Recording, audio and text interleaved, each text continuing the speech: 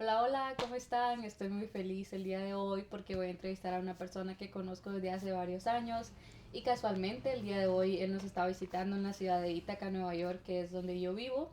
Él vino a dar un seminario aquí a la universidad. Tenemos un programa donde estudiantes de otras universidades vienen acá y comparten lo que están haciendo. Entonces, pues aprovechamos esta oportunidad para poder tener esta entrevista en persona porque qué mejor que ustedes puedan ver la plática que vamos a tener y vamos a conocer un poquito más de la historia de la persona que tenemos aquí hoy y es José Solórzano, así que bienvenido José, si quiere presentarse, decir un poquito de quién es usted, Sí, de sí, qué está haciendo ahora mismo, sí. brevemente.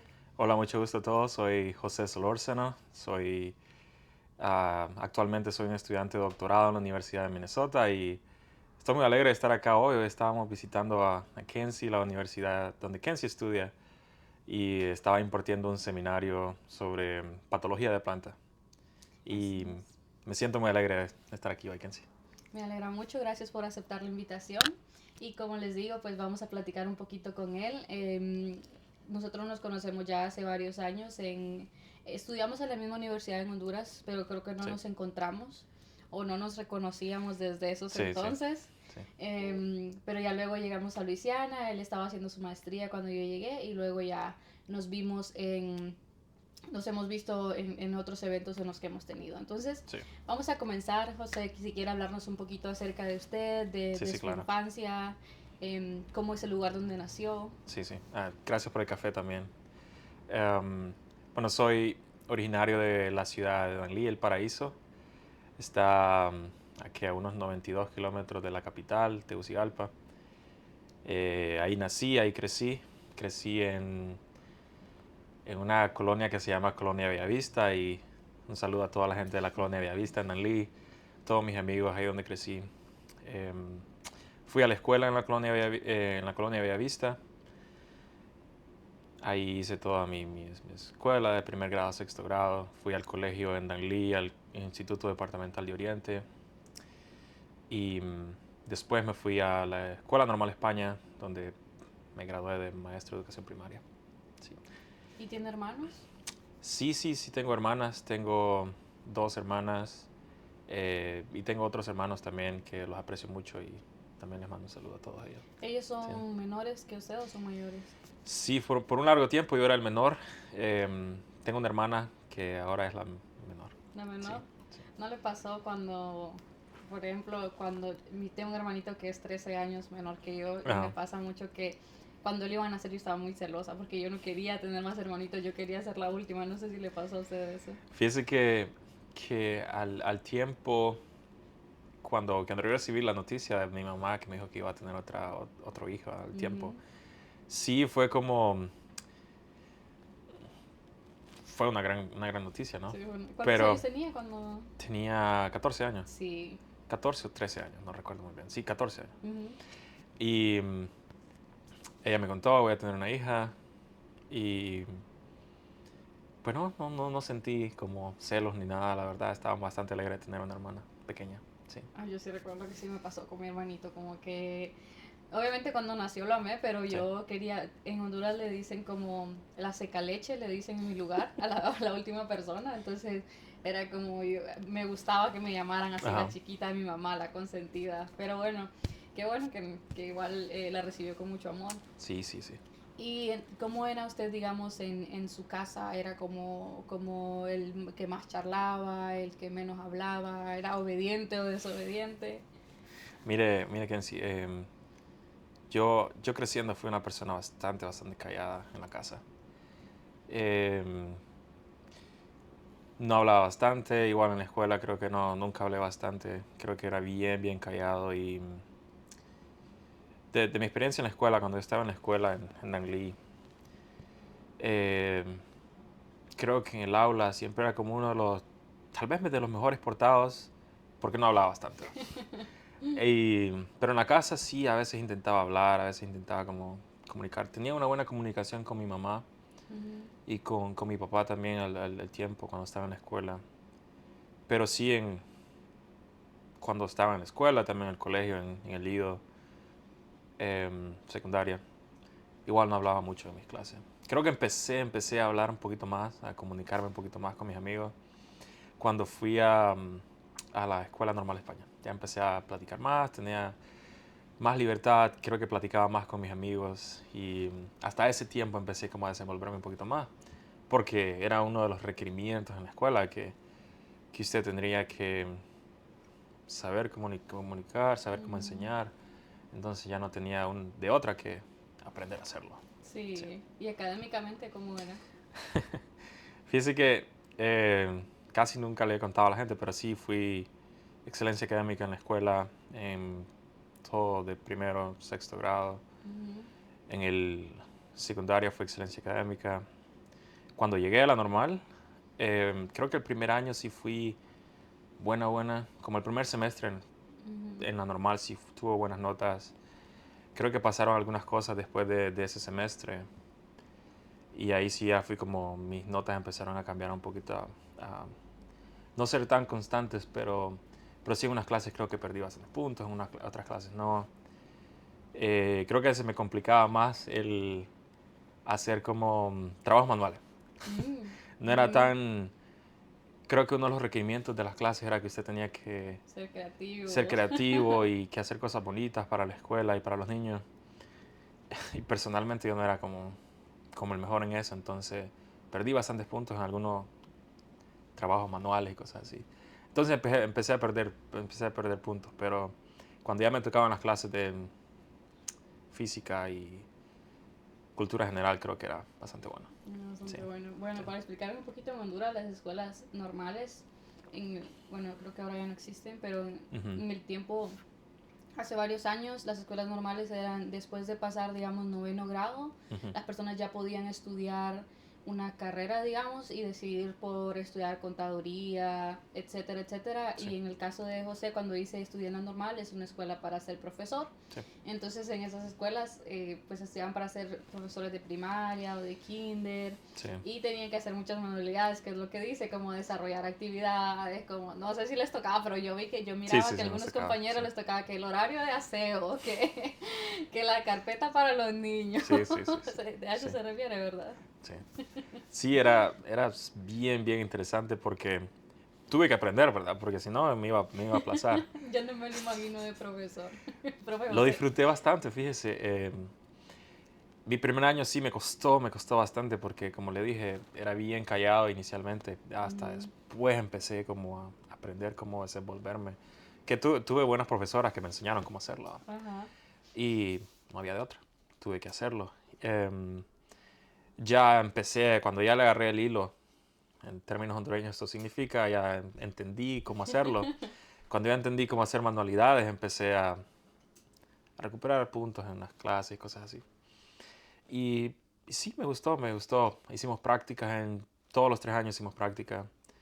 Empecé a gustarme bastante enseñar cuando fui a dar una práctica en mi último año en la normal y me tocó enseñar clases de ciencias naturales, matemáticas y sentí que los niños estaban aprendiendo fácil Ujú. algunos temas que generalmente son difíciles para otros. Mi ideología siempre era como tratar de hacer las cosas fáciles para las personas. Entonces, y los niños agarraron bastante cariño conmigo. ¿Qué En- grados eran? Enseñé casi todos los grados durante todos los 3 años que estuve en mis Ujú. prácticas, pero el último año sí enseñé cuarto grado. Enseñé cuarto grado y estaba enseñando algunas clases, no recuerdo muy bien cuáles eran en cuarto grado, pero sí los niños me tenían bastante aprecio y creo que eso me llenaba bastante de entusiasmo y eso me gustó bastante, la verdad. ¿Y cómo le decían los niños? Profe, Profe José, o como profe. Solo profe me decían, solo sí, profe. profe, sí. Interesante, la verdad que sí. Pues no sé si es que antes era como común que las personas estudiaran esa carrera, porque ahora yo no. Sí, mire, en Honduras siempre está con el bachillerato que después de noveno grado o Ujú, tercer curso de ciclo común en Honduras, la gente se pasaba a bachillerato, que es como entre ciencias y humanidades, ujú. que es como una preparación para los estudiantes y después van a la universidad. En mi caso, yo no decidí por bachillerato, yo no tenía la certeza de que iba a ir a la universidad. Entonces, yo quería irme por la parte segura, entonces dije, ok, no voy a bachillerato, entonces me voy a la normal, donde voy a graduarme y tener un título de maestro. Y ya puedo ser un maestro de educación primaria. Entonces me fui a la normal. em, era bien normal antes que la gente, valga la redundancia la palabra, que la gente fuera a estos centros educativos a aprender a ser maestro. Ujú. Em, yo me fui porque quise siempre enseñar y porque tuve amigos mis amigos también influyeron bastante en mi decisión de irme para normal. Em, pero sí, eran 3 años después del noveno grado. em, y aprendí a usted enseñar.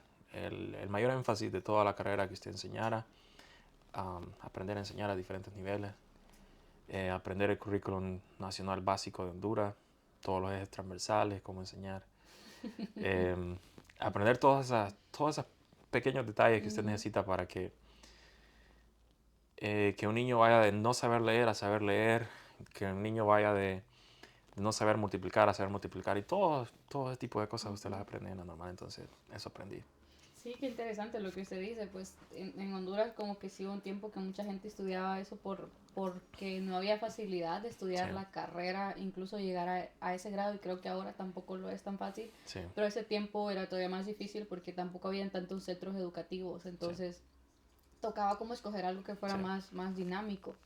Y usted dice como que sí, era mucho de excelencia académica y eso, pero ¿a qué se debía, por ejemplo, que usted estuviera en el cuadro de honor? ¿Más que a que a usted no le costaba y era muy bueno, o a que estudiaba muy duro porque le gustaba, o a que su familia le exigía? Fíjese que siempre es una buena pregunta, ¿va? Em, Inicialmente creo que, mire, cuando yo fui a la escuela, desde que estaba en primer grado, creo que empecé a notar que hay unas cosas que se me hacían fáciles, ¿va? Pero eso era gracias a que tuve una profesora que explicaba los temas y las materias de una forma fenomenal. Usted comprendía todo lo que ella le explicaba, entonces si usted ponía suficiente atención y podría hacerle bien en los exámenes, ¿va? Ujú. Em, yo siempre puse un poquito de esfuerzo en estudiar, ¿va? No es que iba a la clase y pasaba las clases fácilmente, ¿va? Mi mamá tuvo un gran un rol en eso, porque mi mamá era la que me decía, mire lo que tenemos,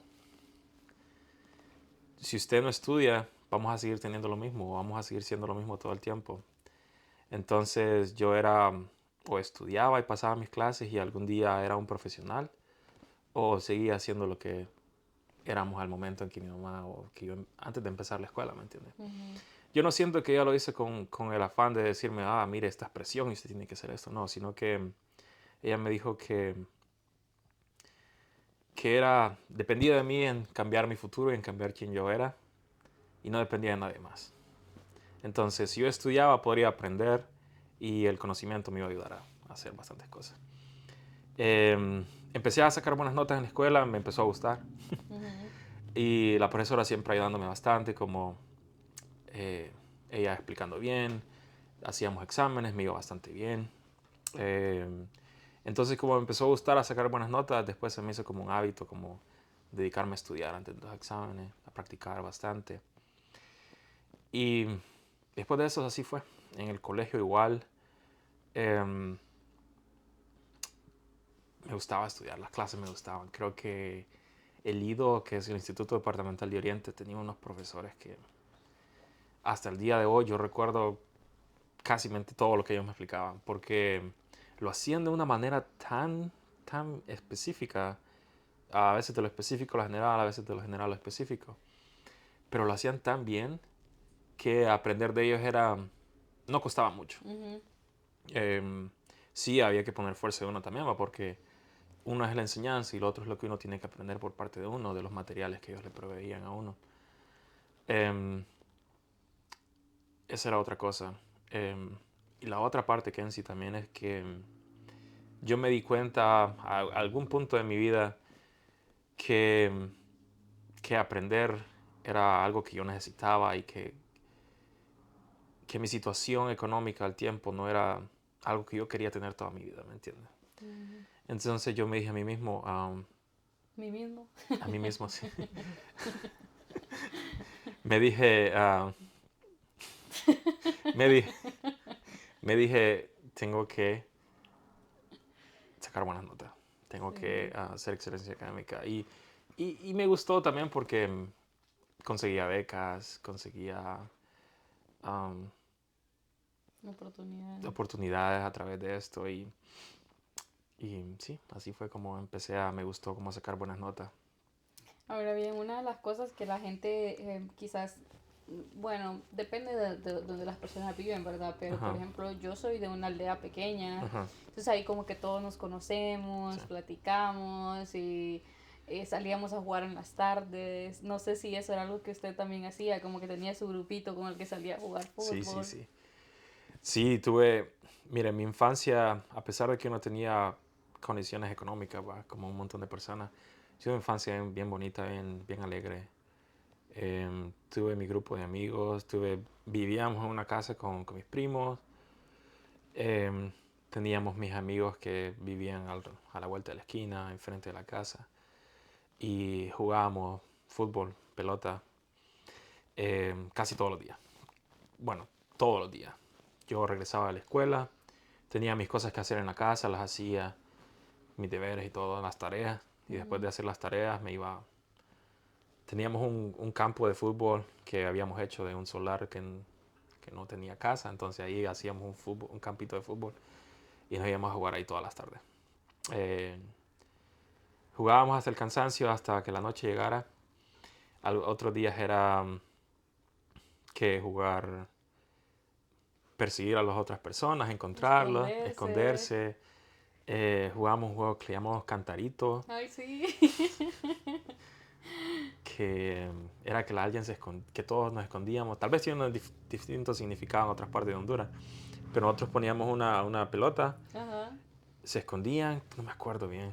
Yo me Eh, acuerdo que era que había, bueno, nosotros usábamos como un poste de referencia, ¿no? Entonces habían dos personas buscando Ujú, y la persona que estaba escondida ajá, podía llegar a tocar ese poste y decía cantarito, ujú, liberaba a todos los demás y ganaban los que estaban escondidos, sí, sí, pero si atrapaban a todos los escondidos y nunca tocaban ajá. ahí, entonces ganaban los que estaban buscando Sí, era lo mismo para nosotros, solo que no usábamos el poste, sino que una pelota. una pelota. Sí. Sí, ese juego era bien divertido. Y jugábamos también, ¿qué más jugábamos? Nos subíamos a árboles Ujú. y jugábamos de perseguir personas en los árboles. Sí, En serio. jugábamos esto, sí. Nadie Jugábamos. salió. No, No lo no, practiquen en casa, pero alguien salió herido. no, nunca nadie se golpeó. Eran unos grandes árboles de higo y ahí jugábamos. También jugábamos bate, le decíamos nosotros, que era algo que parecía béisbol. Y jugábamos así Ay, sí, esto. con esas pelotas de Sí, plástico. pelotas de plástico, Que sí. recuerdo, sí, Sí, y corríamos por toda la base. sí. Eso es divertido. Sí. Y otra cosa que hacía también, me dediqué bastante a construir carros de madera. En Sí, sí. serio. Sí, me llamó la atención construir carros de madera porque todo empezó porque mi abuela trabajaba en una fábrica en la fábrica de puros en Nanlí y Ujú, también ahí tenían como residuos de madera todo el tiempo. Entonces mi ujú. abuela los pedía y yo empecé a utilizar estos residuos de madera y empecé a hacer como cosas de ahí. Y me tomó bastantes años hasta que por fin construimos unos carritos de madera y nos veníamos de la cuesta en los carritos. Los Era- trocomóviles. sí, ¿Cómo la situación económica a veces sí. te pone en esas situaciones, ¿no? Porque eh, pues yo no sé, pero me imagino que no había como tanto dinero para poder comprarse aquellos juguetes o para No, darse aquellos lujos. no teníamos tanto dinero y la verdad, yo nunca lo vi como, nunca me hizo sentir mal el no haber tenido dinero, sino que yo no sabía lo que no tenía, ¿verdad? Claro. Entonces, yo sí observaba que había otras personas que tenían acceso a otras cosas, pero nunca me sentí mal, nunca. Solo me sentí o me dije a mí mismo que si algún día yo quería tener eso, tenía que trabajar por ello. Ujú. Em, pero igual yo dediqué mi vida como a aprender cosas, aprendí a utilizar un montón de herramientas. Entonces construimos estos carros. Bueno, tuvimos que hacer una pequeña pausa por algunos detallitos ahí, pero estábamos hablando con José y José nos estaba contando acerca de su vida. Entonces yo le preguntaba que sé qué se dedicaba a su mamá. Sí, sí, sí. Creciendo, cuando yo estaba en la escuela y ya en el colegio, mi mamá se dedicaba a varias cosas, un montón de cosas, la verdad. Eh, Durante la semana mi mamá trabajaba para Compasión Internacional en un centro de desarrollo integral en Nanglí. Ujú. Yo también era parte del Centro de Desarrollo Integral, pero no como trabajador, sino como un miembro del Centro de Desarrollo Integral. ¿Sabe usted qué es un Centro de Desarrollo Integral? No. No. El Centro de Desarrollo Integral es un lugar donde niños de bajos recursos económicos van y reciben alimento y también algún tipo de educación en 4 aspectos que eran como desarrollo emocional, físico, socioemocional y el otro no lo recuerdo, pero eran 4 aspectos. Yo era parte de esto, mi mamá trabajaba ahí. El trabajo es más como un voluntariado, ellos recibían como un tipo de remuneración que no era Ujú. como, no reflejaba el trabajo que ellos hacían, pero les daban un tipo de dinero, que no era mucho. Ujú. Fines de semana mi mamá, como ella sabía un montón de cosas, ella trabajaba en una repostería. Y trabajaba de tempranito, como, no sé, 7, 8 de la mañana hasta 9 de la noche, el fin de semana. Y ella era la única que trabajaba en la familia. Y eso era todo. Y ella se desvivía por mis hermanas y yo. Y así fue como crecimos. Entonces yo tenía como un gran ejemplo de superación en mi mamá y siempre la vi a ella como eso. Como ese ejemplo, qué bonito. Sí, Y usted me contaba cuando platicábamos que hubo un tiempo que a usted le tocaba como cuidar a su hermanita. sí, sí, sí. Mi hermana nació en 2010. Ujú. Em, Como mi mamá estaba trabajando acá en el Centro de Desarrollo Integral, em, era cuando yo salía a la escuela, yo cuidaba a mi hermana por las tardes, mi hermana las cuidaba por la mañana. em, y así nos dividíamos al trabajo de cuidarla a ella y así era como cuidábamos. ¿A eso se refiere? Ujú, sí, sí, sí. Sí, la cuidábamos a mi hermana todo el tiempo y ella está grande ahora. Ujú. Em, yo la verdad disfruté bastante empezar a cuidar a mi hermana. Cuando ella empezó a crecer, mi papá murió justo un tiempito después de que mi hermana cumplió 1 año. Sí, se puede saber de qué falleció él. Mi papá falleció de unas causas bien difíciles. Murió en el 2011, en Ujú. abril de 2011. Lastimosamente yo no pude estar con él cuando él falleció. Tenía bastante tiempo de no verlo. Ni siquiera pude verlo en el hospital porque yo me di cuenta de que él estaba enfermo hasta cuando me dijeron que ya estaba muerto. Wow. Fui a la vela de él, creo que fue uno de los días más difíciles de mi vida y creo que todo esto estaba bien asociado con cuando mis notas empezaron a cambiar bastante en el colegio. Y, pero, pero bueno, después de esto nos ha tocado a mi hermana mayor, a mí, a mi mamá, como tratar de superarnos entre nosotros y empezar a cambiar un montón de cosas. ¿Va? Tenía 15 años en aquel tiempo yo cuando mi papá murió y era el único varón en la casa yo. Entonces eh, tenía bastante presión en las cosas que tenía que hacer. Eh, ya empecé a trabajar, ya aprendí oficios, me hice barbero. Que aquí es muy necesario porque se paga muy caro. Sí, sí, me hice barbero, entonces empecé a trabajar en comerciales también, comerciales, cuando digo comercial me refiero a una tienda que vende artículos. ¿De cargador o de cajero o No, de no, qué? vendíamos. Nos íbamos para lugares donde vendían café en Honduras Mm. y vendíamos artículos y nosotros ganábamos una comisión por las ventas que hacíamos. Esas eran unas cosas que hacía también. Cortábamos café. Todas las formas de hacer dinero que podría encontrar las hacía. Y estudiaba, trabajaba y así era como sobrevivíamos. ¿Y cómo toma entonces? Bueno, nos contaba que decidió estudiar en la normal Ujú. pues ya en el colegio para ser profesor por si no habían probabilidad de estudiar. Sí, sí. Entonces, ¿cómo es que usted decide estudiar en la universidad y cómo llega a la Universidad Nacional de Agricultura? Sí, es bien interesante que se mire. A mi papá, en el tiempo cuando lo estuvo vivo, me inculcó como el amor a la agricultura. Ujú, Y cultivábamos maíz, cultivábamos frijoles y un montón de otras cosas más que se producen en Honduras. Y a mí me encantaba la agricultura. Em, entonces, en el tiempo que yo estaba en la normal tenía una sección de agroindustria. Yo quise estudiar en agroindustria, pero con mi papá lo habíamos platicado antes de que él muriera, de estudiar agroindustria, pero no, nunca me cambié. ujú. Eh, pero tenía bastantes amigos de agroindustria, entonces ellos me contaban y platicábamos y hablábamos de agricultura. Y justo como en el 2011 aprendí o escuché sobre la Universidad Nacional de Agricultura.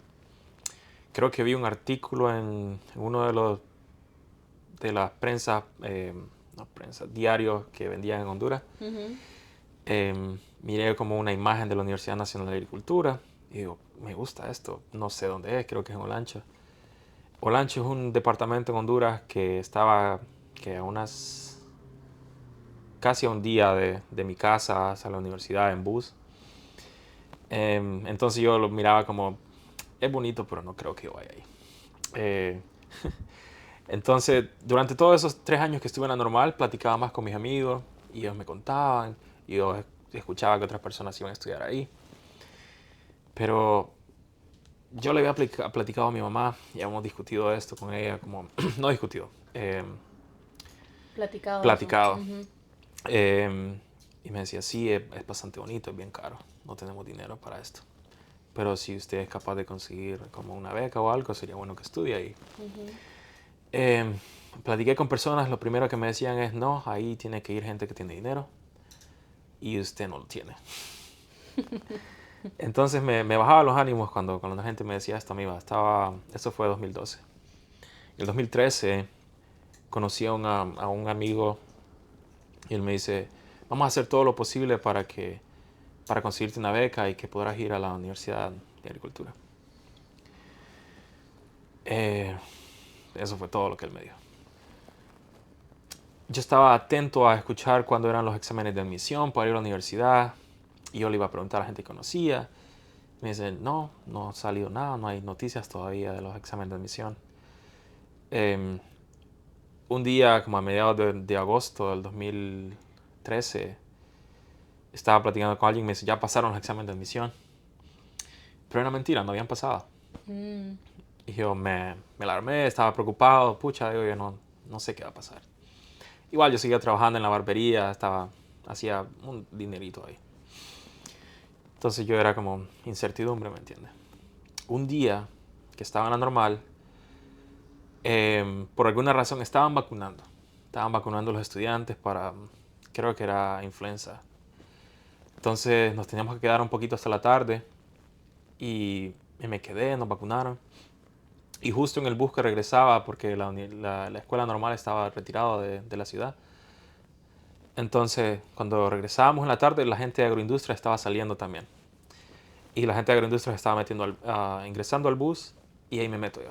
Ujú. Y uno de mis amigos venía ahí y lo miro con unos papeles.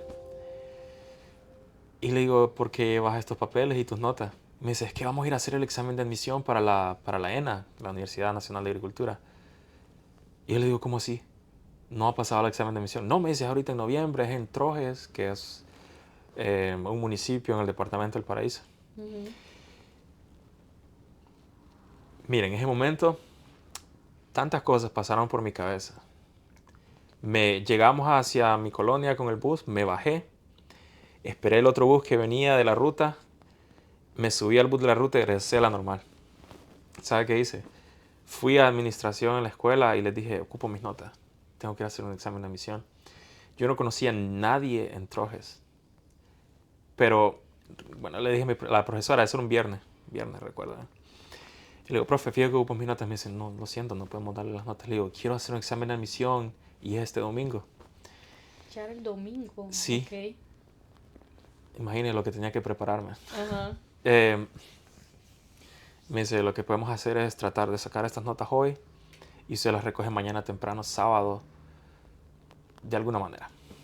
Bueno, las recogí, no tenía dónde ir a quedarme ni nada.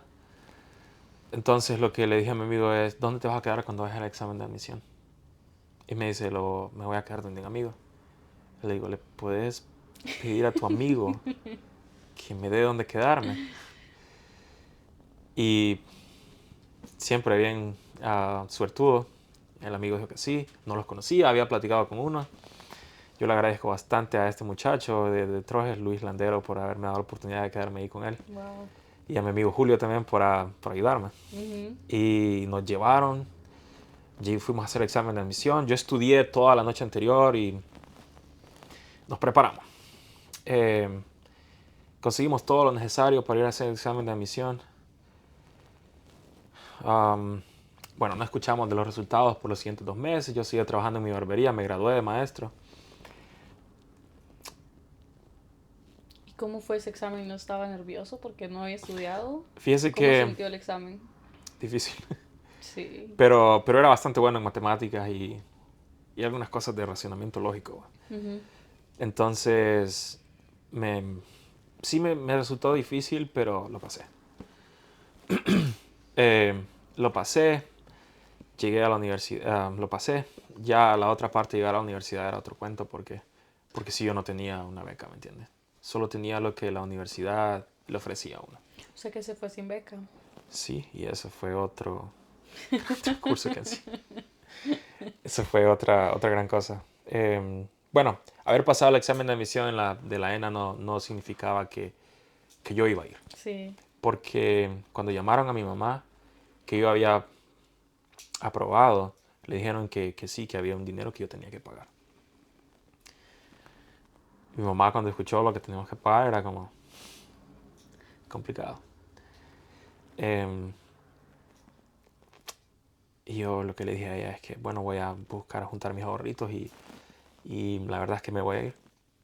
Em, y pues un día, Kenzie, antes de febrero, que iniciara febrero, me acuerdo, agarré un colchoncito, un pantalón azul, 2 camisas blancas y unos burritos y me fui para Tegucigalpa. Después de Tegucigalpa me monté a otro bus, me fui para Catacama. Y gracias a un tío, familia que tengo en Santa María del Real, cerca de Olancho, ellos me ayudaron bastante. Eh, Me ayudaron bastante a organizarme, me ayudaron a comprar unas cosas para ir a la universidad. Y conseguimos un dinero para pagar mi primer semestre, creo que era en la universidad. Y, y de ahí los siguientes los pagué con becas y con notas, con mis notas, como Ujú. excelencia académica el primer año. Y ahí lo otro fue con becas y cosas así. Otra cosa también, yo le agradezco a mi amigo yo, yo, Jonathan, o el nene como le decimos, por haberme ayudado el primer día de la universidad allá en Catacamas, porque él me dio un espacio donde quedarme Ujú. antes del día de las matrículas, cuando no sé si ustedes tuvieron que hacer un montón de fila, Sí, pero había que hacer una fila y si no sí, alcanzabas, no sí, te tocaba esperar hasta el siguiente día sí, para que te aceptaran. sí, me acuerdo que mi amigo me ayudó a ir a pagar al banco, me ayudó a darme donde quedarme un día antes. Y al siguiente día me fui caminando en la madrugadita ahí por el, por el puente del río Talgua. Ujú. Llegué solo, todas las personas con familia, yo llegué solo. Sí. Y gracias a que él estaba ahí, mi amigo, él me ayudó a organizarme ahí. Y ahí no conocía a nadie más. Lo que dice José es que, bueno, bueno, en la Universidad Nacional de Agricultura es un Ujú. internado también. Sí, Entonces, cuando uno va a estudiar a la Universidad Nacional de Agricultura, uno tiene que llevar su uniforme, que sí. el primer año básicamente son jeans, camisas blancas, Ujú. como tipo polo, y zapatos cafés o negros y la faja. Entonces, y aparte hay que llevar todo porque, como les digo, es un internado, pero lo único que tienen en los cuartos son camarotes. Sí. Entonces hay que llevar un colchón y es un colchón, un twin, bueno, sí, uno súper pequeño. Ujú. Y entonces en ese día de la admisión, el día de que las personas están como ya admitidas, tienen que llegar a matricularse. Entonces que hay, me imagino que el tiempo ustedes había 1000 o unos 700 500 estudiantes registrándose. Bastante. Entonces es como todo el mundo llega con su familia. Bueno, la mayoría, a mí me pasó lo mismo, yo llegué solita porque vivo muy lejos, pero todo el mundo llega así como que con la familia, con los amigos que los van a dejar y luego que les llevan el montón de Sí, ropa. sí. Entonces, pues obviamente, y lo que dice José, ahí hay personas de muchos estratos sociales, o sea, Sí. realmente hay personas que ni siquiera, no sé si en ese tiempo, pero no habían tenido una computadora, no habían tenido acceso Sí, a a nada. internet Sí. siquiera. Entonces, es un viaje bien interesante cuando uno llega a la universidad. Bien, bien bonito, Kenzie. Así como usted dice, yo no tenía mi propia computadora. Yo llegué simplemente con las ganas de estudiar y con las ganas de aprender. Em, y no sé, siempre he conocido grandes personas. He tenido, durante toda mi vida, he tenido buenos amigos. Buenos amigos que me han dado la mano sin que yo les diga, hey, dame la mano. Ujú. Y cuando yo estaba en la normal, igual tuve un montón de amigos. Recuerdo a mis amigos ahí, Keiner, que en paz descanse. Siempre amigos que me tendían la mano y me decían, hey, a veces yo no tenía dinero para comprar las cosas, entonces me daban la mano con un montón de cosas. Y ya igual en la UNA, en Catacamas, conocí amigos que a veces me prestaban la computadora para estudiar. Ujú. Ellos estudiaban durante el día, yo les decía, me la prestas la computadora y yo voy a estudiar cuando te durmas. Wow. A veces también pedía prestado folletos, que son como copias del material. Um, no todo el tiempo fue tan malo, pero una gran parte del tiempo sí tenía como que buscar mis maneras, ¿entiendes? También haber ido a la ENA me hizo conocer a mi hermano, ¿sí? ¿Cómo? Sí, conocí a... Bueno, ya nos habíamos conocido antes, no recordábamos porque no, ni siquiera nos conocimos el día que mi papá murió. Que su papá tenía otra familia. Sí, sí, sí, tenía otros hermanos como mencioné anteriormente. Ok. Eh, entonces, el día que mi papá murió sí nos vimos, pero había pasado tanto tiempo hasta el 2014, creo que nos volvimos a ver en Catacamas cuando nos conocimos. Terminamos viviendo en el mismo cuarto, en el internado. Fue una experiencia bien, bien interesante porque estábamos a punto de limpiábamos los cuartos, ¿va? Nos hacían revisión de cuarto. Y estábamos mis amigos Cristian Palma, otros muchachos en el cuarto también. Estábamos discutiendo, no discutiendo, platicando sobre algunas situaciones y al final llegamos a la conclusión que teníamos un mismo papá. Sí, Pero cómo es la vida, o sea, sí, llegaron a estar en el mismo cuarto sin saber que eran hermanos y ahí como que fue ¿y de dónde sos? sí, Yo sí. de Danlí, ¿y Y quién es? empezamos a atar todos los cabos y ¿para Eso qué? solo pasa en Honduras. Sí. Y, y fue bonito, nos llevamos bastante bien. Eh, no sé, fue una experiencia bonita porque después de eso ya tenía como alguien a quien ir a hablar y tenía un hermano. Y sí, tuve buenos amigos en la universidad, amigo Cristian Palma, que no sé dónde está, creo que está viviendo en España, no sé si está en Honduras ahora. Em, Tuve bastantes otros amigos también en la universidad que me ayudaron bastante, tuve buenos mentores en la universidad. Em, Tuve buenos mentores profesores, mentores estudiantes. Pues qué bonito que tuvo esa oportunidad de pues, conocer a su hermano, tener esa... Creo que la universidad es un lugar excelente para tener amigos, como ustedes dicen, porque al final de cuentas cuando uno llega a la universidad Sí, hay un pensum académico que uno sigue y generalmente los compañeros con los que uno comienza son los compañeros con los que termina. sí, sí. Entonces es muy bonito tener esa oportunidad. Y digamos, ¿cómo se da cuál es su primera oportunidad para venir a los Estados Unidos? Ujú. Fíjese que ese mismo año, en el 2014, yo empecé a tomar clases de inglés. Eh, ¿Por yo no, alguna razón en específico o solo como que no, empezamos a tomar clases de inglés en aparte de la carrera? parte de la carrera, sí. Ujú. Entonces empezamos a tomar clases de inglés y en una de las clases vino un muchacho que yo recuerdo todavía el día. Se llama, si recuerdo bien, se llama Elan, creo. El muchacho llegó a la clase y dijo, soy Elan, vengo o voy a hacer una pasantía en la Universidad Estatal de Luisiana y quiero decirles que por yo haber aprendido inglés aquí en la universidad, yo fui capaz de ir a esta universidad a hacer mi pasantía. Ese momento me cambió la vida completamente, se lo prometo. Empezamos a hacer estos videitos en la clase de inglés, a intentar hablar inglés. Y me acuerdo que empezamos a hablar de aquellos videos que decían que mi chaqueta está muy fría, que no sé qué. Y entonces hacíamos los videos de inglés, ¿va? Y, y yo le estaba platicando a mi amigo Christian Palma en el tiempo. Le decía, viejo, tenemos que aprender inglés. Esto no es tan difícil. Y me acuerdo cuando le digo, viejo, yo voy a aprender inglés. Que era más difícil de lo que parecía, ¿va? Pero ese día, específico día, entre octubre o noviembre del 2014, yo dije, yo quiero aprender inglés. Yo lo único que me sabía de inglés era el verbo to be, porque había aprendido en la escuela. Mm. Esto, y me sabía unas cositas, otras cositas también que aprendí en ciclo común. Pero de ahí, establecer una conversación, crear una conversación, no sabía nada. En segundo año empecé a aprender más inglés. En tercer año aprendí más inglés. Y conocí a una amiga, una persona que era bastante cercana a mí en aquel tiempo. Me dijo, como en la universidad hacíamos visitas a una universidad de Estados Unidos en tercer año, una amiga me dijo que si yo quería venir a la visita, que ella me iba a ayudar con el viaje. Em, y así fue como principalmente yo vine a Estados Unidos. A ese tiempo yo no hablaba inglés. Tercer año sí había aprendido inglés 1, 2 y 3 en la universidad.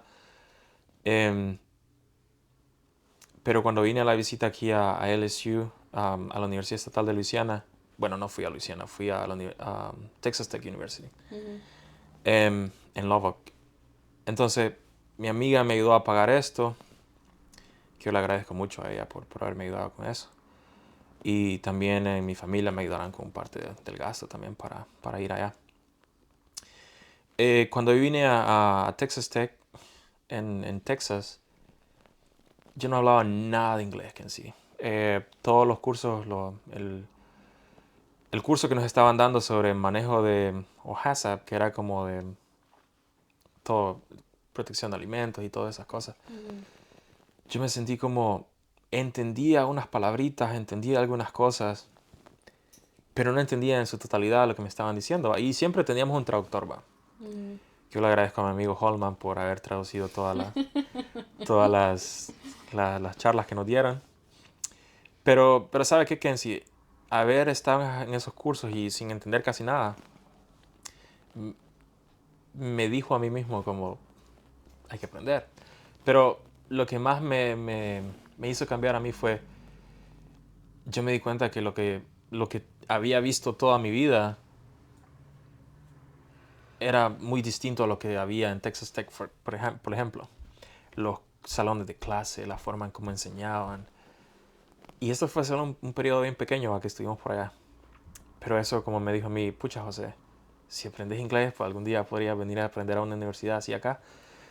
Y, y desde ese tiempo, haber visitado Texas Tech para mí fue como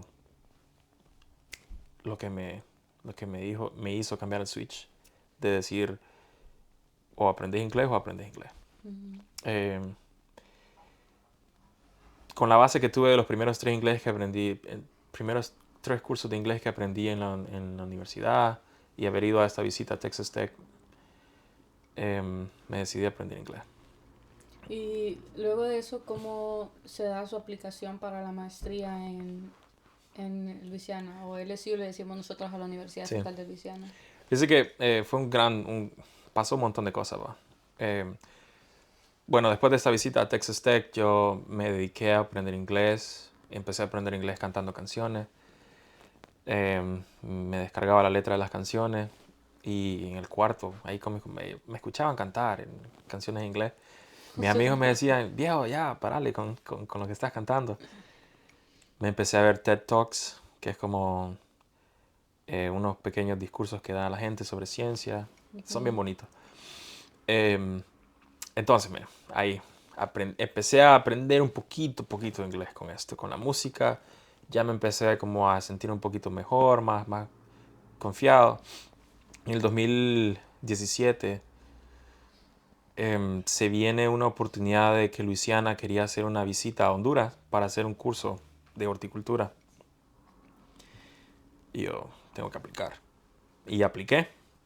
Con el poquito de inglés que sabía, apliqué y salí seleccionado. Y conocí al doctor Pica, conocí a Susan Carimija. Y mire, cuando el doctor Pica estaba enseñándonos todo sobre cultivos tropicales de Honduras y platicando a nosotros, el doctor Pica me dijo, José, hay oportunidad de pasantías para venir a LSU en el otoño de este 2017. Así que sería bueno que usted aplique a una de estas oportunidades. Durante la visita de LSU a Honduras, teníamos que dar una pequeña presentación. Creo que alguien tiene un video de mí dando esa presentación. Mi inglés, Kenzie, si usted lo escucha, se reiría de mí. Pero ¿sabe quién estaba ahí? En esta visita, César Escalante vino a Honduras. Ajá. Y él recuerda bien cuando nosotros dimos esta presentación. A mí me tocó hablar de la producción y manejo de aves Ajá. de postura en Honduras. Porque fuimos a la ENA y les presentamos todo el campus. Entonces yo me tocaba presentar sobre eso. Es chistoso, pero esos fueron mis primeros intentos. Bueno, el doctor Pica me dice, José, van a ver estas oportunidades, apliqué otra vez y me seleccionaron. Fui a trabajar a la Universidad Estatal de Luisiana con el doctor Vincent Doyle. Estuve trabajando con él. Ahí continué mejorando mi inglés. Y él me dijo, José, yo creo que sería un buen estudiante de maestría. Si algún día le gustaría ser un estudiante de maestría. Pero a ese tiempo yo no podía seguir en mi maestría porque tenía que regresar a Honduras a terminar mi ingeniería aquí en Catacamas. Ujú. Entonces terminé ingeniería en Catacamas, seguí en contacto con el doctor Vincent Doyle en Luisiana y me contrató otra vez, fui a trabajar con él y durante estaba trabajando con él, él me dijo, haga su maestría, aplique a la universidad y yo creo que sería bueno que usted aplique porque personalmente, Kenzie, yo sí me gustó bastante el trabajo que estaba haciendo, pero no tenía como... Creo que al tiempo no, la madurez mental que tenía no era tan como la que tal vez tengo ahora, ¿va? Tan avanzada, no avanzada, sino como Ahí humildemente, ¿va? tal vez no había sentado cabeza como tal vez como ahora, ¿verdad? Sí, te cambia la vida realmente. Entonces, cuando el profe me platicaba a mí, nos sentábamos a platicar y me decía, es bueno que haga una maestría. Entonces apliqué. Después de trabajar con él del 2018 al 2019, me fui un mes a Honduras a colectar mis papeles, a aplicar para la visa de estudiante. Me regresé en mayo del 2019 y así empecé mi maestría. Pero fue llegué a mi maestría gracias al doctor Vincent Doyle, que ha sido un gran mentor en toda mi carrera. Él fue el que básicamente me decía, José, haga una maestría. Creo que sería bueno para usted porque ha estado trabajando aquí en el laboratorio con nosotros y ya creo que sería bueno que haga una maestría. Y llegó el momento y la hice. Eh, es curioso porque al final de cuentas como esos pequeños detalles Ujú. que desde que uno se propone en la universidad hasta que, digamos, usted dice necesito aprender inglés, pero Sí, luego vino y se dio cuenta que en realidad lo que uno aprende a veces no es sí, tan sí, sí, bueno porque pues uno no lo pone tanto en práctica sí. y como que todos esos eventos lo llevan a uno pues a estar aquí hoy. Sí. Y cómo fue, como digamos, cuál, después de eso que usted empieza la maestría, digamos, Ujú. pasan esos 2 años de maestría, ¿cuál fue como el mayor aprendizaje que le dejó la maestría? Porque usted trabajó también en enfermedades de plantas, creo que dos de las personas que he entrevistado trabajaron en enfermedades de plantas. Ujú. Y digamos, ¿cuál fue el mayor aprendizaje de vida que le dejó su maestría? Sí, es bien difícil pensar en uno solo, pero creo que el mensaje que me dejó mi maestría es que, en términos científicos, es que hay una gran cantidad de cosas que podemos hacer, que hay un gran campo de conocimiento que podemos investigar y que tenemos la capacidad de, donde tenemos la capacidad de experimentar. Em, cuando yo empecé mi maestría, platicaba con mi profesor y me dice, tome la maestría como una oportunidad de aprendizaje y determinar si a usted le gusta esto de la ciencia. Ujú. Y durante mi maestría creo que el aprendizaje fue que sí, que a mí me encanta hacer ciencia, me encanta hacer experimentos. Y me encanta como aplicar el método científico y aprender y como llevar una secuencia de cosas y llegar como a un resultado y tener como la capacidad de entender algunas situaciones que pasan entre las relaciones entre la planta y los patógenos, Ujú. y como el ambiente también tiene como un gran impacto en estas interacciones. Entonces creo que uno de los mayores como cosas que me deja haber hecho una maestría es que me gusta la ciencia, que me gusta experimentar. En términos personales creo que es que tenemos que ser un poquito em, resilient, no sé cómo, Persistentes. persistentes. Ujú. Persistencia, Resilientes creo que también existe la palabra. No sé sí, si resilientes. podemos ser persistentes, hay que ser persistentes, hay que aprender a comunicar, hay que aprender a socializar, em, a ser más ordenado también. Ujú. Sí, Entonces, continúa. después de que usted digamos, ya en el LSU, em, usted ya se mueve a un doctorado, ¿verdad? Se mueve a la Universidad Ujú. de Minnesota. Sí. Estaba en Luisiana por 2 años, se mueve a la Universidad de Minnesota y empieza un doctorado. ¿Qué ha cambiado de lo que usted dice de ese José que estaba en la maestría ahora al José que está en el doctorado? ¿Qué cosas siente usted quizás ha mejorado o ha hecho diferente de la maestría? Un montón de cosas que sí. Pues, cambié de universidad, apliqué a la Universidad de Minnesota. En el 2021 me muevo a mi doctorado. Un montón de cosas que sí han cambiado. En términos de personalidad, en términos de planes a futuro, en términos de relaciones interpersonales, también de cuidado personal también. Cuando estaba en mi maestría era una persona que me dediqué 95% a ciencia todo el tiempo. Casi era un ratón de laboratorio toda la semana, de lunes a domingo. Tenía poca vida social en mi maestría, poca vida social. Y esto fue un gran cambio para mí porque venía de Honduras, de hacer bastante trabajo de campo y tener clases y ser bien activo, hacer bastante ejercicio. Ujú.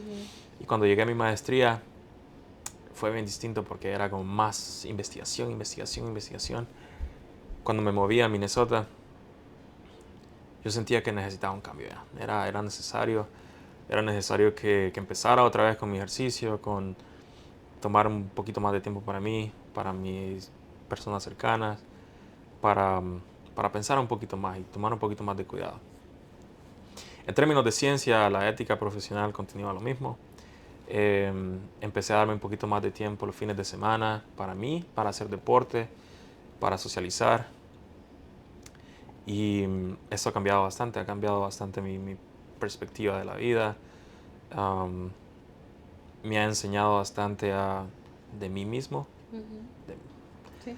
y, y me ha enseñado bastante un montón sobre las otras cosas que existen afuera del mundo de la ciencia, ¿me entiendes? Ujú.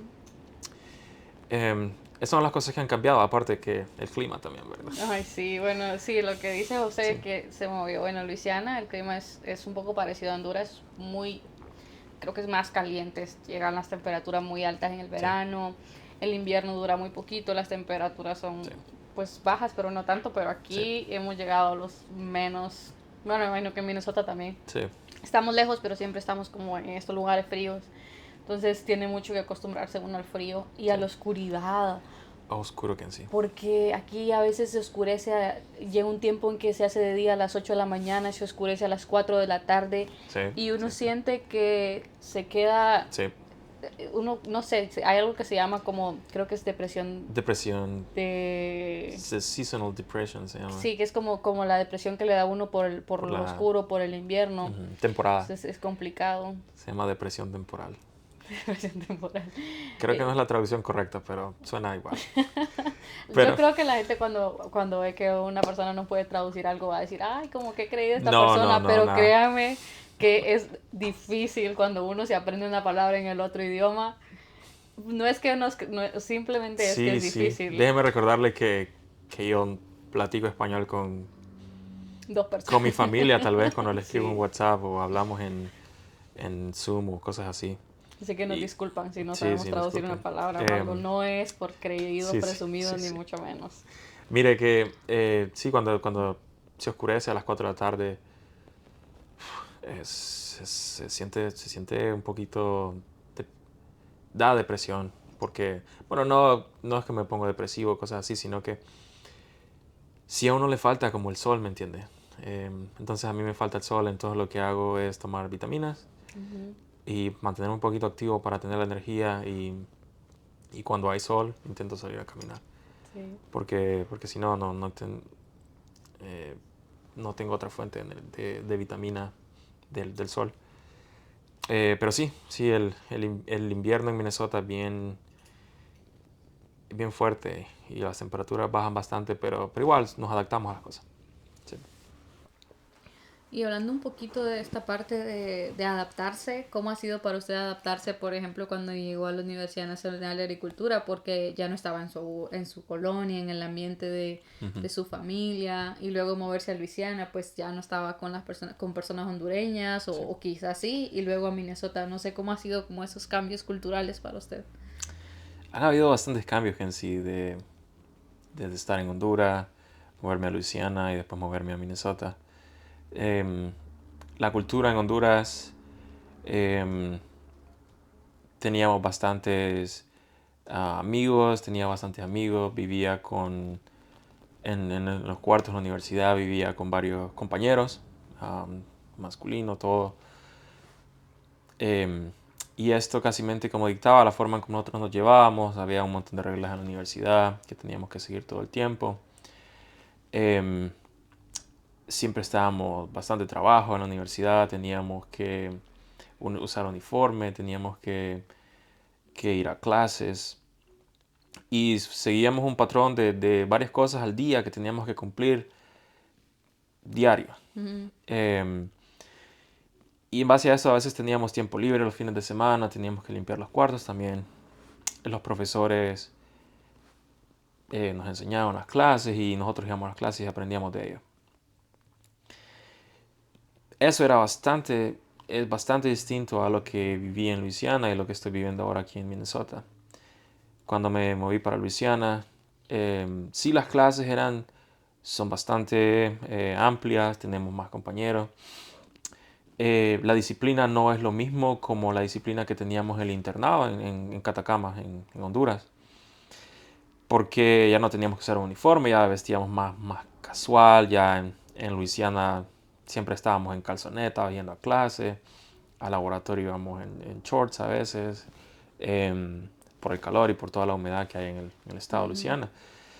Y la relación con mi asesor era bastante buena, que él es una persona joven y todo el trato que tenemos nosotros era bien interesante. Compartíamos un montón de ideales y que eran menos estrictos que la disciplina que vivíamos en la universidad de mi pregrado en Honduras. Entonces ya con el máster ya tenía como un poquito más de libertad en las cosas que yo decidía sobre mi apariencia personal, mis atuendos y todo esto. Y en las clases uno sí va, y uno va como uno quiere, pero tiene que ir dispuesto a aprender Ujú. y a poner atención a pasar sus clases. No estoy diciendo que iba como quería, ¿va? Pero íbamos un poquito más relajados. Em, ya, ya teníamos como más, nos dejábamos crecer la barba. Hubo un tiempo que me dejaba la barba súper grande, el bigote súper grande. Cosas que no podía hacer cuando estaba en Honduras porque seguíamos reglas de la universidad. Ya cuando me moví para Minnesota, em, me olvidé mencionar que en Luisiana, la comunidad específicamente, la comunidad en la ciudad donde vivíamos, completamente distinto a como era en Honduras, ¿verdad? Em, en Catacamas, las personas todos respetamos a todos los demás, pero es nuestra cultura hondureña. Hablamos con todas las personas, todos somos iguales. Ya cuando cuando estaba en Luisiana, ya era mi apariencia, mi color de piel en relación a las otras tipos de color de piel que habían acá. Ujú. Y sí hay gente que no lo miraba de la misma manera que miraban a otras personas. Siempre nos recibíamos esas miradas que se sienten extrañas a veces. Ujú.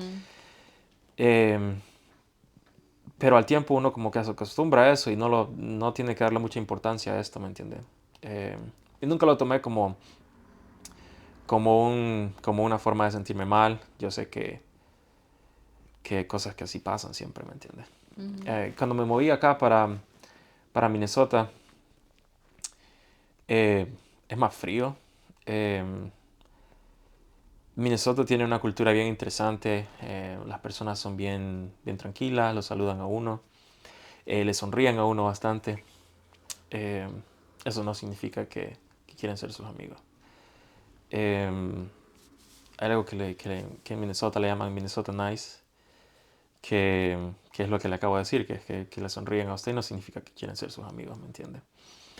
Pero es algo que aprendí y adaptarnos a esta cultura ha sido bien interesante porque en Latinoamérica o en Honduras, cuando le sonreímos a alguien significa que queremos ser, no amigos, pero lo hacemos genuinamente. Ujú. Y,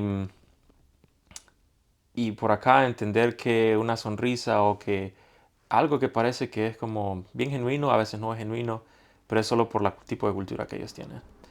Entonces, a veces ha costado como entender lo que una persona quiere decir a uno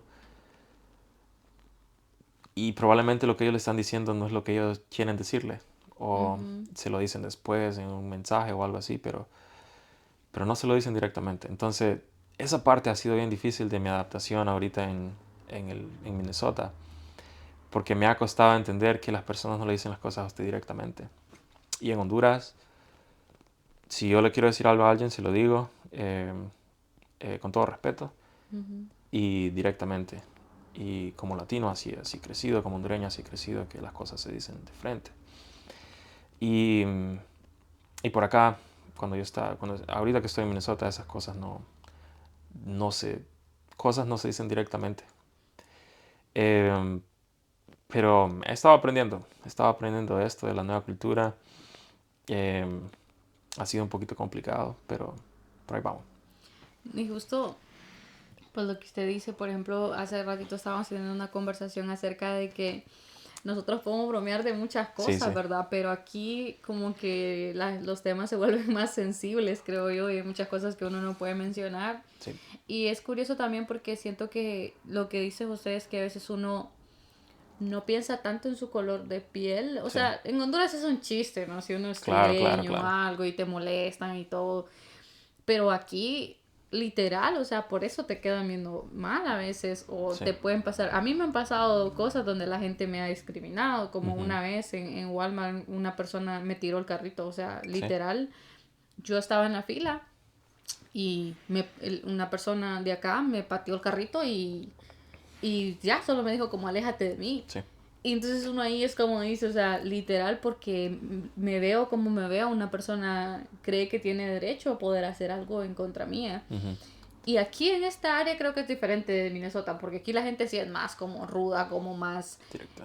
más así, y incluso ellos son, aquí son un poco más groseros, diría, para si una persona es como ya tiene un modo grosero, no va a ser nice, no va a ser Ujú. buena onda con usted, o sea, Sí, se lo va a decir y se lo va a en el decir frente. fuerte. Entonces, es interesante cómo uno viene aquí y uno tiene que aprender a adaptarse porque uno es el que llega a este lugar y Sí, como dicen, al pueblo que fueres, a lo que viene, entonces toca uno empezar a adaptarse, pero también me imagino que usted estará de acuerdo conmigo en esto, José, que eso también trae mucho crecimiento personal para claro. uno, personal y profesional, porque uno aprende a navegar relaciones interpersonales con cualquier tipo de gente, con Sí, cualquier persona de cualquier nacionalidad.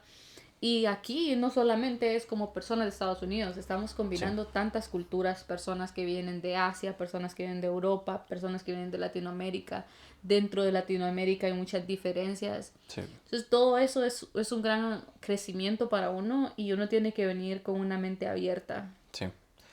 Sí, sí, mire, uno siempre tiene que tener la mente abierta a un montón de cosas. Hay cosas que sí a veces se salen de la mano con cómo las personas lo quieren tratar a uno por cómo uno se ve.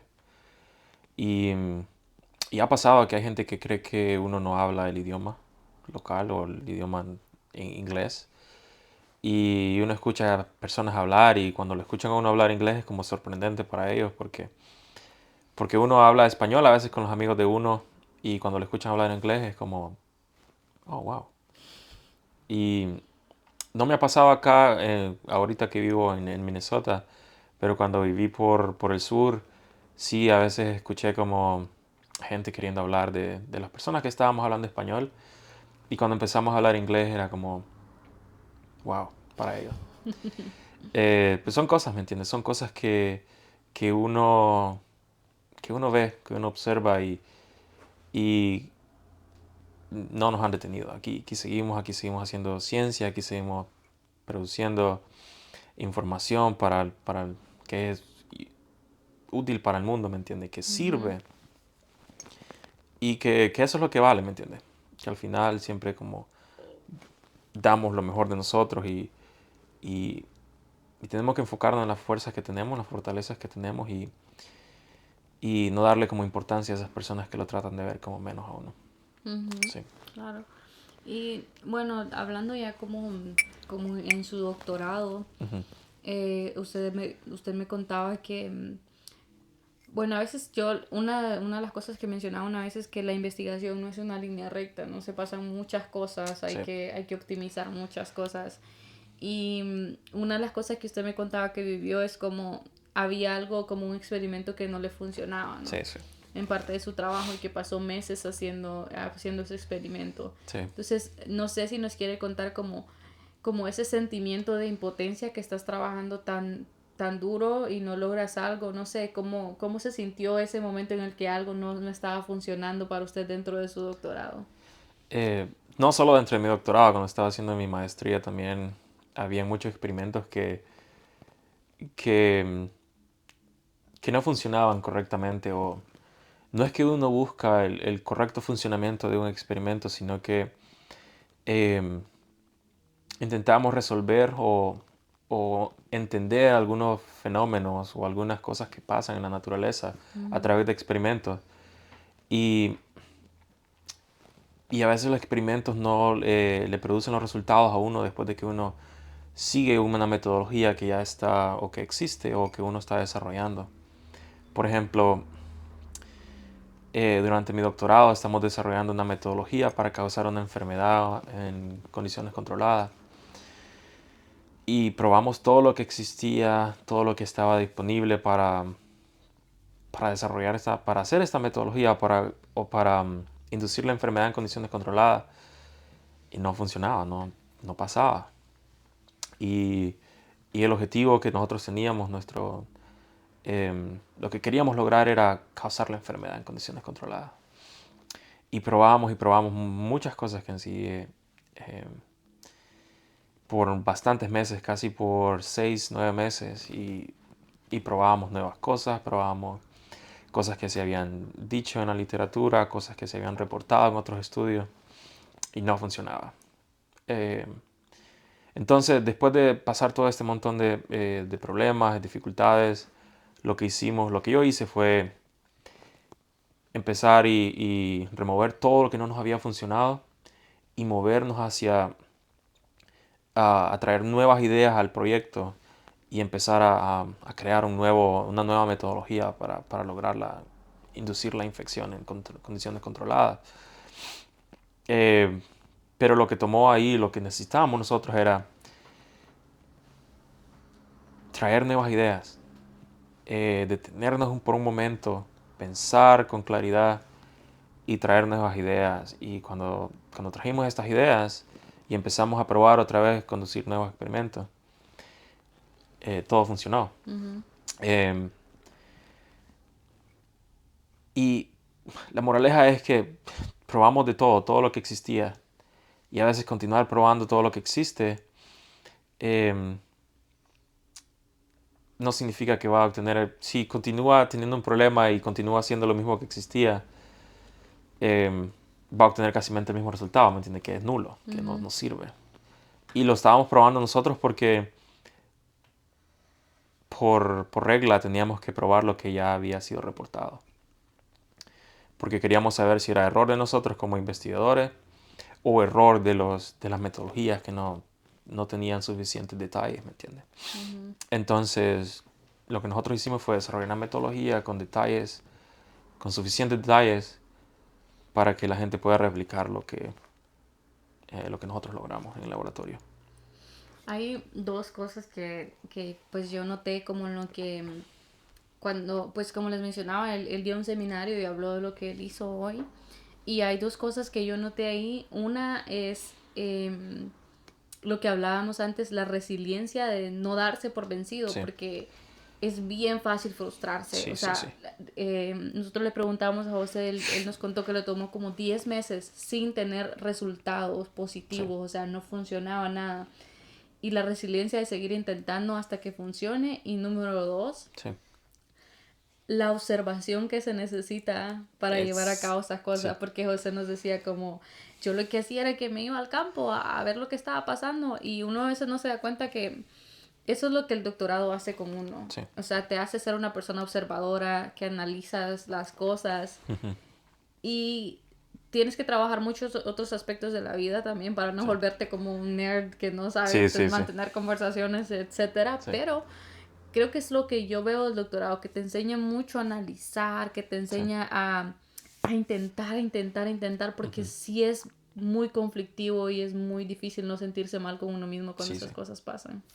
Sí, y solo para referencia a todos, por ejemplo, cuando en el colegio o en la escuela conducimos experimentos, em, probamos un volcancito y lo hacemos explotar o hacemos fuego y hacemos cosas bien sencillas en el colegio.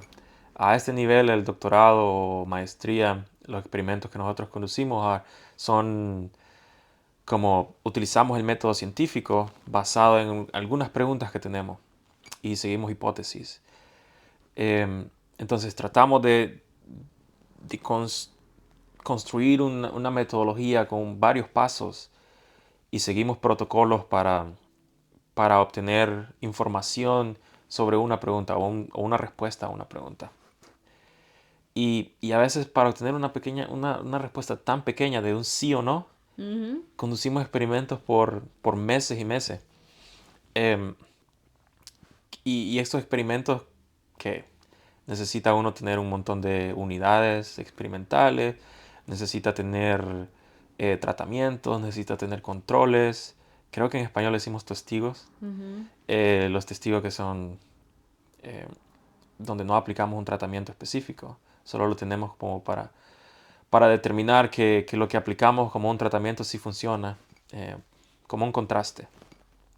Y un montón de fondos Sí, también y económicos para sí, poder pagar. sí, sí, se lleva un montón de dinero invertido, un montón de inversión. Ujú. Entonces, es un montón de replicaciones, repeticiones, tratamientos aplicados, diseño experimental, organización, manejo, tiempo.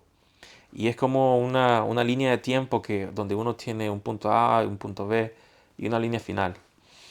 Y, y si todo el experimento dura 30 días, y el experimento no funcionó en los primeros pasos, usted ya casi perdió 30 días. Ujú, Em, entonces, estos experimentos duran bastante tiempo generalmente, entre 15, 20 días en mi caso, a veces duran hasta 3 meses. Entonces, si algo no funcionó en los primeros 30, en los primeros 5 días, por ejemplo, los resultados que va a obtener al final son nulos. ujú, Pero de aquí es donde uno viene y empieza a sacar como, ok, fallamos en esta parte o necesitamos más información en los primeros pasos de esta investigación. Y ahí es donde uno empieza a poner como más énfasis en esas áreas y viene y trae más información ahí. Y así es como uno empieza a construir y a mejorar su metodología y uno al final llega, ¿me entiende? A la respuesta si uno tiene la perseverancia, ¿me entiende? Para llegar ahí. Es bien frustrante bastante tiempo, pero eso es lo que lleva. vale la pena. Sí. Qué bonito como todo ese aprendizaje que uno tiene. Sí, yo digo, el doctorado se sufre, pero se aprende, no sé, a veces a la buena, a veces a las malas. Ujú. Eh, yo personalmente creo que me he hecho una mejor persona. He aprendido mucho a manejar también, pues mentalmente, mantener una salud mental, lo que José mencionaba antes, es tan Ujú. importante Sí, sí. mediante este proceso. Y no es fácil porque pues uno también enfrenta mucho el rechazo de que uno puede estar trabajando duro, pero a las Sí. personas que con las que debe trabajar no funciona. Entonces, y todo esto es con la meta de un día poder llegar al gremio laboral mejor preparado, ¿no? Entonces no sé, por ejemplo, cuáles son esas metas que usted tiene para hacer después del doctorado, qué le gustaría hacer. Sí, mire, Kenzie, yo le voy a hablar un poco de de cómo yo he empezado a preparar, como a desarrollar objetivos para mi vida. Hace mucho tiempo yo ni siquiera pensaba de esta manera. Pero después de conocer varios mentores, empecé como a diseñar estos objetivos para mi vida. Ujú, Y empecé a decir, ok, dentro de 5 años, ¿qué quiero hacer? Y ahorita, después de mi doctorado, tengo tengo un objetivo. Número uno es continuar desarrollándome profesionalmente. Y estoy como en un 75% ah, en mi tiempo aquí en el doctorado. Me falta un poco para completarlo. Y estoy en ese tiempo donde ya quiero como a finales de este año empezar como a buscar qué empleos están disponibles, ya ujú, sea en academia o en la parte de industria acá en Estados Unidos. Entonces, mi objetivo es llegar a una de estos dos, ya sea academia o industria, y ahí continuar desarrollándome profesionalmente. Aprender más, pero también proporcionar lo que yo sé o lo que he aprendido en estos últimos años. Y como usted estaba diciendo, a este punto de nuestras vidas, lo que la academia o lo que la industria quiere no es el grado académico. Lo que ellos, sí importa, pero lo que ellos buscan es la capacidad que usted tiene para enfrentarse a problemas, ujú, tener liderazgo, saber comunicar y tomar decisiones. Esa es una cosa. El conocimiento, la mayoría de las personas que van al colegio o universidad lo pueden obtener. La perseverancia, el liderazgo, capacidad de comunicar, eh, tener la motivación para resolver problemas, disciplina, son otras de las cosas que uno necesita. Entonces, ahorita que en el proceso que estoy con mi doctorado, estoy tratando de afilar algunas de estas em, destrezas ujú. personales. Y mientras estoy afilando algunas de estas destrezas personales, me enfoco en los objetivos que quiero, que es llegar a ya sea academia o industria y, y continuar desarrollándome profesionalmente. El mensaje que yo quisiera dejar a todas las personas, Ujú, a todos los latinoamericanos, hondureños, es que educación sí puede ayudarte y puede cambiar la vida de una persona. Yo vengo de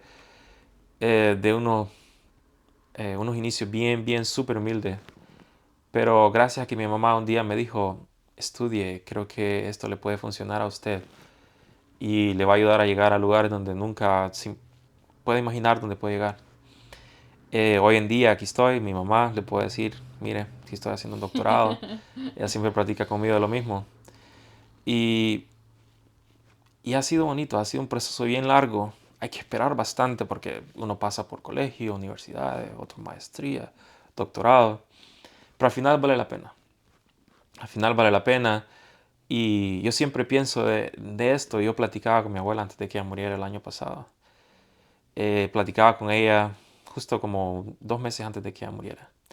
Y le decía, ¿cuáles fueron sus objetivos cuando usted estaba joven? Yo siempre quise ir como a la universidad y estudiar. Le digo, yo estoy haciendo eso. Y mi mamá no pudo ir a la universidad, pero aquí estoy yo, mire. Y me dice, me siento alegre. Ella me dijo esto, me siento alegre que usted esté en la universidad y que usted haya podido llegar ahí. Y yo leí esto en un libro hace unos días. Y en inglés dice, we are the wildest dreams of our ancestors. Que significa como somos los sueños más Locos o salvajes, locos de ajá. nuestros antepasados. Y yo creo que lo que yo estoy haciendo ahorita fue uno de los sueños de mi abuela, de mis generaciones antiguas. Y aquí estoy yo haciéndolo, ¿me entiendes? Y yo creo que las generaciones que vienen después de mí van a ver esto como algo que se puede hacer. Y yo le quiero decir a todos los niños de Honduras que creen que educación no funciona, sí, sí funciona y te puede llevar a lugares donde no imaginas. Me gustó mucho esa frase que dijo de que nosotros estamos cumpliendo los sueños más locos de nuestros antepasados, pues, o de las personas Ujú, que nos vieron crecer, porque al final creo que nuestros padres han tenido ese sueño y venimos de lugares como que ujú, quizás nadie se hubiera imaginado que hubiéramos alcanzado este grado académico o que hubiéramos terminado aquí siquiera. ujú. En mi caso, mi familia son inmigrantes, están aquí o algunos están en Honduras y pues creo que hemos logrado cosas que yo creo que ni nosotros nos Sí, imaginábamos que hubiéramos estado, pero creo que es bonito que las personas puedan ver eso porque se pueden dar cuenta que todo es posible, que cuando uno sueña y sueña en grande y lucha por alcanzar esos sueños en algún momento se van a dar. sí, Y sí, qué bonito que usted pueda animar a las personas y decir, estudien porque al final de cuentas dinero no teníamos nosotros, no éramos personas que teníamos sí, privilegios, sencillamente hemos tenido las ganas de salir adelante y creo que ustedes pueden tomar eso en cuenta y decir, el dinero no es una limitación, estudien inglés si pueden, pónganse metas, pónganse objetivos y lo que les decimos, ser resilientes, saber que muchas veces nos van a decir que no, pero que sí se puede. Entonces, sí, sí, José, muchas gracias por eso. sí, sí, de nada. Y sí recordarles que lo que parece que es una línea directa de todo el transcurso de escuela, universidad, no ha sido necesariamente directo, sino que hemos tenido nuestros momentos de altos y bajos, pero lo importante es la constancia y tener esa meta siempre, siempre bien, bien establecida, que queremos llegar a un lugar y que queremos lograrlo. Y más que nada es como para, para salir de donde estamos y mejorar. No hay que esperar que alguien haga las cosas por nosotros, hay que nosotros ir y hacerlo. Ujú. Y muchas veces salir de esa área de relajamiento De que tenemos confort, sí. eh, cuesta bastante, pero después de que salimos de ese lugar, uno se da cuenta que hay una gran cantidad de cosas que uno puede capaz de hacer Ujú. o cosas que uno nunca imaginó que podía hacer. Y ya, más que todo es como decirle a la gente que es posible lograr un montón de cosas. Y lo que más me interesa a mí es que las personas que están intentando saber qué puedo hacer en mi futuro, hay una gran cantidad de oportunidades que se pueden, que hay disponibles para estudiantes, conocer las personas correctas, buscar cosas, buscar oportunidades en las universidades también es necesario para lograr lo que uno quiere. Contactar personas, buscar mentores, eh, y así es como uno llega a lugares que uno quiere llegar. Tener mentores, yo tengo mentores, continúo teniendo mentores, soy mentor de algunas personas que lo Ujú. buscan a uno y también formo parte de grupos donde hacemos mentoría a otras personas. porque lo que yo he recibido también me gusta compartirlo con otras personas. A veces me gustaría ir y decirle a un montón de personas, quiero hacer esto por vos, pero muchas veces cuando yo he intentado hacer esto y decirle a alguien, quiero hacer esto por vos, no lo toman bien en serio. Entonces, valoro cuando una persona viene y le dice a uno, hey, fíjate que ocupo esto, me podrías ayudar, necesito un poco de orientación acá. Eso lo valoro bastante y creo que es bien efectivo cuando alguien busca asesoramiento, algunas cosas y uno les puede proporcionar información y siempre estamos disponibles para eso. Ujú. Sí, y algo que usted mencionaba es que no es fácil y a veces no siempre uno tiene ganas, Sí, porque yo personalmente no siempre he tenido ganas de estar en el doctorado. Cuando sí. estaba en la maestría, yo no quería hacer el doctorado, Ujú, y pero más que todo porque sabía que es un gran reto, ¿verdad? Y ya no quería seguir ujú. estudiando, pero también como que tus metas a futuro te hacen pensar en qué es necesario a veces. Sí, sí, Y no es que yo estoy obligada al doctorado porque yo amo lo que hago y me gusta muchísimo, pero sí hay momentos en que pues yo estoy cansada de estudiar ya tantos años sí, y no es fácil, o sea, como sé, es un desgaste mental, pero poder decir que uno sabe lo que quiere y está luchando por eso y si este es el medio, sí, hacerlo hasta lograrlo. Entonces, muchísimas gracias por compartir eso, José. Muchas gracias por compartir su historia, por contarnos quién sí, es sí. usted, de dónde viene, lo que nos contaba que trabajaba en una barbería, que trabajaba vendiendo cosas. Una Pues de las es, pequeñas cosas que hice un montón de cosas más, pero eso es como las cosas más grandes que hice. También puede ser una completa, agregar más a la historia, pero sí vendía otras cosas también. En la escuela vendíamos mango, vendíamos cositas ahí para hacer dinero ahí de vez en cuando. Eh, pero sí, sí, uno ve atrás a eso y eso al final lo enorgullece mucho a uno, sí, saber de dónde viene y dónde está hoy. Y hoy, pues José, como les digo, estaba en un seminario, estaba hablando en frente de profesores que tienen muchos años de experiencia. Y al final eso te llena porque es un paso más y estás logrando más cosas. Entonces, muchísimas gracias, José, porque este espacio es para hacer a las personas, para mostrar como el lado humano de las personas que sí, no tuvimos las cosas fáciles y para que las personas que quizás antes no se veían, personas como nosotros de la Universidad Nacional de sí, Agricultura aquí, y hoy estamos haciendo una diferencia y queremos que esa diferencia marque generaciones que tal vez nos están viendo hoy en día. sí. Entonces, muchísimas gracias por eso. Sí, de nada, un placer poder compartir un poco de cómo nuestra vida ha transcurrido y todas las cosas que hemos enfrentado y lo que hemos hecho para lograr o alcanzar bastantes cosas en la vida.